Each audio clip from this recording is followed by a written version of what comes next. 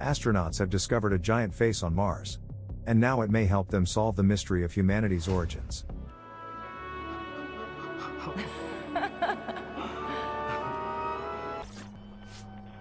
The story begins in Dickinson, Texas, in the year 2020. Astronauts, their families, and friends are partying at a celebration marking the departure of the first mission to Mars.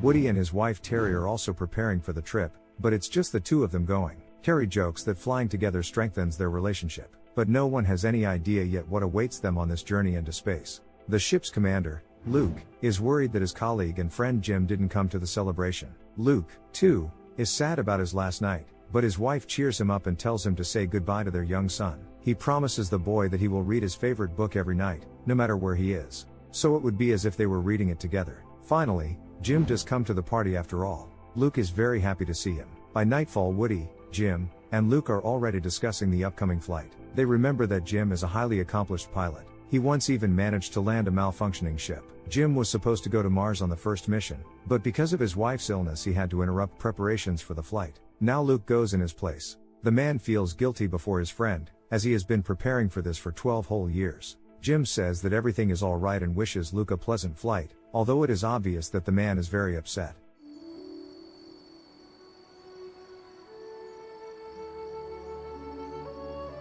"13 months pass. The crew of the Mars 1 mission lands near Cydonia. A remote-controlled camera drives across the surface of the desert planet and collects information. Suddenly, the team spots a mysterious bright white formation 16 kilometers from their location. The team decides that it is not volcanic ash, but more like ice. But why would there be ice on Mars? They decide to report it to the International Space Station and set out to investigate the unknown object themselves. At the Mars Expedition Control Center, the time is running 20 minutes behind. The station staff, Jim among them, is watching a video feed from the team. Luke assumes that this mysterious phenomenon is a groundwater discharge. And if it really is, they found a way to settle on the planet. Meanwhile, the Mars 1 team has already arrived at the anomalous occurrence. Suddenly, the team members begin to hear a strange low sound, which they mistake for interference from the rover. As they get closer to the mountain, the astronauts turn on the radar to find out what it is. The radar shows the presence of metal under the entire mountain. The team decides to check the formation again and increases the radar power.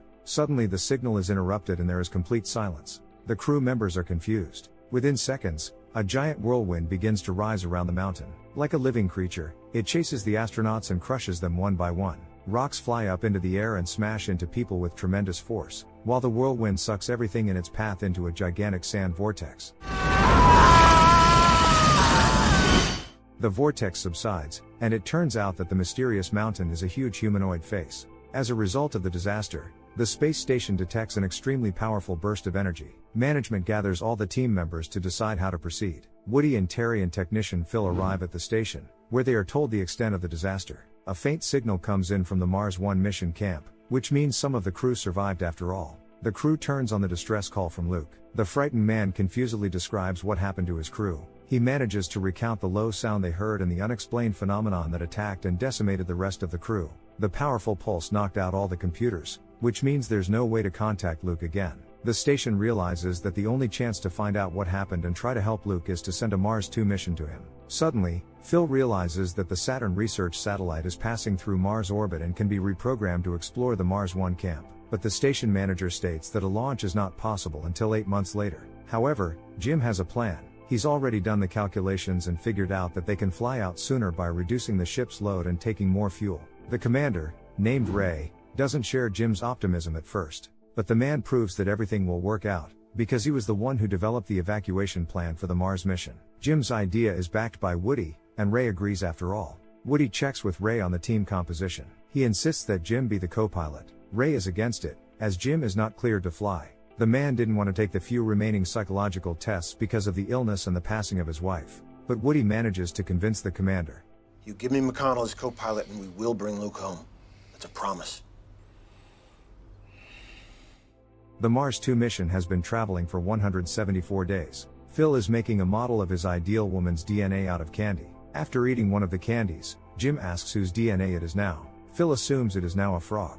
Woody observes a dust storm on the screen that is heading straight for the Mars 1 expedition camp. He tells Jim that he will have to speed up and move ahead of schedule, because soon the storm will cover the entire planet for an entire year. Finally, data from the satellite arrives. The team finds that the Mars 1 ship is intact. As they get closer to another area, they spot 3 graves. Luke may still be alive. Scanning the site for radiation levels, the team sees strange interference on the screen. Woody notes that the earthquake that happened 6 months ago couldn't have caused this. But Jim is sure it wasn't an earthquake. The entire crew of the ship, as well as the space station personnel, are excited about the arrival of the second mission to Mars. Ray gives permission to land.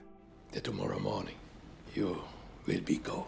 Meanwhile, Jim remembers his wife Maggie and watches old videos. They met at the Air Force Academy, got married and became commanders of the Mars 1 base. Maggie dreamed of landing on Mars and believed her mission was to unravel its mystery. She was sure there was something unfathomable there. Now Jim, too, wants to get to the truth at any cost. There's just over an hour to go before the ship enters Mars orbit. The astronauts check all systems and procedures. Phil enters the necessary data on the screen, and suddenly a micrometeoroid cloud strikes the ship. One of the meteor particles shatters the glass and Phil is injured in the arm. The crew discovers a malfunction in the primary system. The pressure drops and a hole is discovered in the ship's hull. Woody finds it and fixes it, but the air pressure keeps dropping. This means there are more holes in the ship. Complete decompression is minutes away. Woody decides to go outside, but it's almost impossible to find the damaged area. Suddenly the crew members figure out how to find the breach. They open a liquid package, and all the substance begins to rush toward the inconspicuous hole. The atmospheric pressure on the ship is already critically low. Jim feels sick and loses consciousness. At the last moment, Woody plugs the hole and the pressure finally stabilizes. Woody wants to inspect the entire hull, as there are still many scratches left on it. But by this point, the ship is ready to go into orbit. Phil tells Woody to hurry back. The man heads back out without ever fully inspecting the hull. The crew does not yet know that at this point they have made a fatal mistake. Phil starts the engine and turns on the fuel injection, but it turns out that no one has noticed another breach in the engine's fuel line. Some of the fuel is forced out into space. The team begins the countdown and Phil prepares to press the start button. Let's go to Mars. As the engine starts, the fuel ignites and damages the ship. The systems do not respond to commands. The engine cannot be shut down. The ship falls through the atmosphere and will burn up in 3 minutes. The crew discovers in a panic that the supply module, which was left in orbit from Mars 1, is only a kilometer away. The astronauts put on their spacesuits and decide to go into open space, hoping to reach the module. After leaving the ship, the crew discovers that the supply module is not where they thought it would be and is moving too fast. Woody decides to use his rocket pack to fly to the module and attach a tether to it. However, the fuel quickly runs out and Woody is forced to switch to autonomous flight mode and drop the propulsion. The man is already approaching the module, but now he can't stop. He hits the module, manages to secure the tether, but is unable to grab on and flies past, continuing to fall to Mars. The autonomous system shuts down, and now there is no way he can change his flight course. His colleagues immediately wish to fly after him, but Woody stops them, as the jetpack doesn't have enough power to fly there and back. Woody realizes that this is the end. Meanwhile, the rest of the crew manages to get a foothold on the module. Suddenly Terry disconnects her tether. She wants to save her husband at all costs. Woody tries to talk her out of it, but she won't give up. Seeing that there is 51% fuel left, just for the return flight, the woman stops. Terry launches her harpoon, and Woody reaches out, hoping that its length is enough. However, he is already too far away and the cable is half a meter short. Terry is about to fly a little closer and try again, but Woody realizes that if she flies any farther, she won't be able to return. He tells Terry that he loves her and won't let her do that. God, I love you. Woody! Down!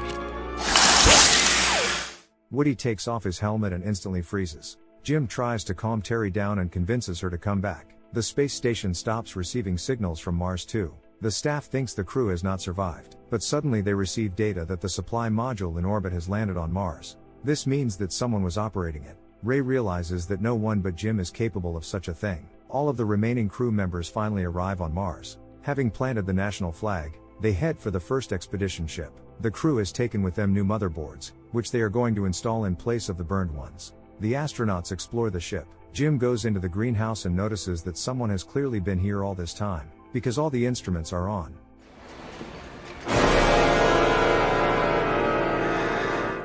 Suddenly, he is attacked by the surviving Luke. He thinks Jim is just a hallucination and seeks to get rid of it. Jim reminds Luke of his son and tells him that they have Red Treasure Island. This soothes the man. Luke finally comes to his senses and realizes that his friends are real. He is insanely happy to see Jim, Terry, and Phil and can't believe they were able to make it. He cries tears of happiness. but his joy is replaced by grief when he learns that Woody didn't make it. The team asks Luke what happened to the crew of the first mission, but he only repeats that something burst from the top of the mountain and obliterated everyone. Luke believes that he survived for a reason. He is the one who must solve the mystery. Everyone seems to think that the man is a little crazy, since he has spent a whole year alone on a distant planet. His friends inform him that they have brought their navigation boards with them and they will soon all be able to fly away.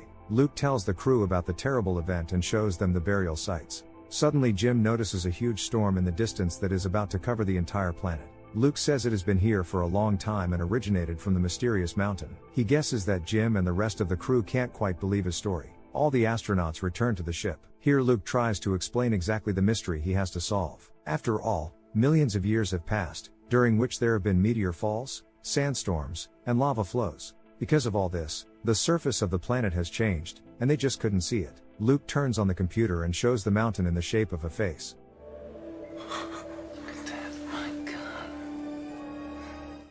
The astronauts are shocked by what they see. Jim asks Luke to turn on the sound they heard before the storm. Luke starts the recording and says that this particular sound is the key. During the time the second mission was on the way, Luke figured out that the strange sounds are a repeating set of mathematical symbols. He correlated the groups of sounds with a coordinate system and got a model of a DNA. Luke surmises that it is a portrait of the creature who created the face. The astonished astronauts notice that it's not quite human, because the model is missing the last pair of chromosomes. However, they don't yet understand why. While sorting through the supplies, Jim accidentally spills Phil's candy and remembers how they fooled around with the DNA model. He realizes that the sounds the face makes and the DNA model that is derived from the sounds is not a portrait. It's a test. The face is waiting for an answer to a question. The astronauts on the first mission should have added the missing pair of chromosomes to prove they were human. Instead, they pointed the radar and it was interpreted as the wrong answer and the face became defensive. Now it's up to the surviving astronauts to find out what happens when this mysterious face gets the right answer. Jim offers to find out which tones correspond to the missing chromosomes. He plans to record the resulting sound as a message. Phil and Terry have doubts. What if their assumptions are wrong after all and the same fate awaits them as the first crew? But Jim insists, for if they leave without finding out, it means their friends have given their lives in vain. Luke has an idea. They will stay away from the face, and the recording will be sent along with the remote-controlled camera. The team positions the sound source as close to the Martian face as possible. After the augmented DNA signal ends, an entrance appears in the face. A blinding white light can be seen from it. The astronauts regard this reaction as an invitation. Jim, Terry and Luke go to the face. Phil stays on the ship, and Jim orders him to leave at the appointed time, even if they don't return. The astronauts enter a white-walled room and the entrance closes behind them. Communication with Phil is cut off and they realize they are trapped. Jim suddenly realizes that inside the giant face there is an Earth-like atmosphere. The astronauts carefully remove their helmets. Suddenly, an airlock opens behind them, and the team walks inside without hesitation. In a dark room, they see a huge three-dimensional projection of the solar system. Soon a hologram of a Martian appears, revealing to the astronauts the secret of the origin of life on Earth. He is in tears. In the distant past, a giant asteroid hit the Earth like Mars, destroying its entire ecosystem. The Martians went to another galaxy, but one ship was sent to Earth. Inside it, they sent their DNA, and thanks to those cells, life formed on our planet. The first multi-celled plants and animals appeared. The astronauts realized that it was the Martians who gave life to all mankind. After finishing watching the story, Jim, Luke, Terry and the Martian hologram hold hands around a projection of Earth. Suddenly it disappears and a white circle appears in its place. The Martian then leaves the astronauts. Suddenly, the communication with Phil is restored. He reports that the storm is intensifying and could soon overwhelm the ship. The team realizes that a ship will also fly out of the face and the countdown has already begun. Terry and Luke rush to the exit, but Jim refuses to leave. He realizes that this is all an invitation. With the Martian ship, he will go on to explore further into space. Jim sees this as his destiny and believes Maggie would want the same. Luke and Terry do not discourage their friend, but only thank him. After saying goodbye to Jim, the astronauts leave the amazing room. The storm is about to overtake their ship, and they must get to it as quickly as possible. It's departure time, but Luke and Terry are still gone. Meanwhile, Jim steps into the white circle and finds himself in a transparent capsule, which rises extremely fast to the Martian spaceship. Luke and Terry make their way through the sandstorm. They're late, but they hope Phil doesn't fly away without them. Phil is about to start the engines, but suddenly Luke makes contact. Finally they are ready to go. The space around Jim is filled with fluid. After a few moments, he realizes he can breathe in there. All of his best moments in life flash before his eyes. Jim is happy and ready for another amazing journey. The entire Martian face turns into a pillar of fire, through which the ship carrying Jim rises. Phil, Luke, and Terry successfully leave Mars. Through the porthole, they see Jim on the ship headed far, far away, toward an unknown galaxy. Thanks for tuning into Recaps Movies. If you enjoyed this video, make sure to hit that subscribe button and turn on notifications so you never miss an update on the latest movie shorts we're covering. We're always on the lookout for new and exciting films to discuss, so don't be shy. Let us know your favorite movies in the comments below. We love hearing from you, and your suggestions help us create the best content possible. Thanks for watching, and we'll see you in the next one.